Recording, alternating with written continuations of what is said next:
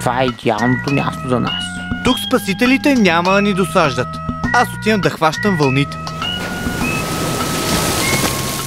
Ех, то Сонуфрие!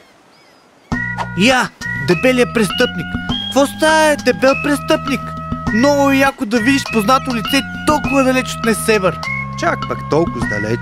Все пак сме на южния в новия град. Кой е на вид за плажен волейбол? Ти няма ли да дойдеш да играеш? Не, аз ще си остана тук да пазя нещата. Дръж! Ауц! Sie bulgarischen Animalesen. Ich седен тука и пиен Кока-Кола. Und buffen май файсен. Кой бешен? Оле, разбираш ли нещо от то си?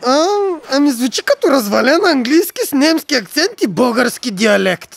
Оставете на мен. Приятел, в знак на извинение, ко ще кажеш за тази оферта All Inclusive за най-добрия хотел с 2 звезди в задния двор на Зибабен Кукурузен? О, All Inclusive. Я.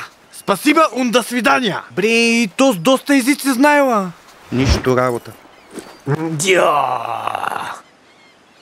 Имам страхотна идея. Да си купим сладолет. Само взимам парите и тръгваме. Приятели, лоша новина. Някой ни е гепсал мангизите. Дебел престъпник, да не си ти, бе. Стига, хора, няма от вас да крада. Но ето, че един очевидец знаеше какво се беше случило. Куката тръгна по следата и изглеждаше изключително решен. Улиците пустееха, защото всички бяха на плажа. Но един крадец се опитваше да се скрие, а един ловец беше по следите му.